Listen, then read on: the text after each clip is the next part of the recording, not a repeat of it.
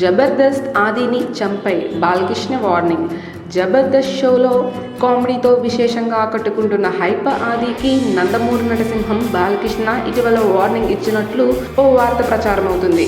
తన తండ్రి నటరత్న మాజీ సీఎం నందమూరి తారక రామారావు ప్రతిష్టకు భంగం కలిగించే విధంగా జబర్దస్త్ కార్యక్రమంలో అనుచిత వ్యాఖ్యలు చేసిన ఆదిపై తీవ్ర ఆగ్రహాన్ని వ్యక్తం చేసినట్లు తెలుస్తుంది. ఆదిని చంపేయమంటూ తన పిఏకు ఆదేశించినట్టు ఓ రూమర్ వైరల్ గా మారింది.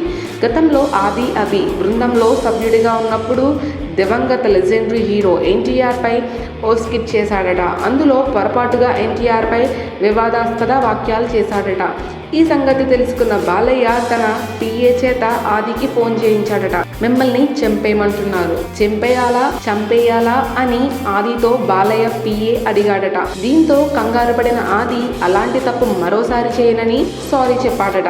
ఆ తర్వాత బాలయ్య పిఏ కూడా సరదాగా అన్నానని చెప్పడంతో హైపర్ ఆది చల్లబడ్డాడట. ఆ చేదు అనుభవం తర్వాత అగ్ర హీరోలపై జోకులు వేయటం మానేశాడట.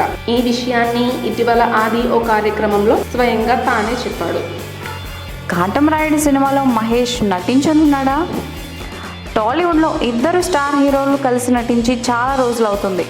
ఇతర హీరోల సినిమాల్లో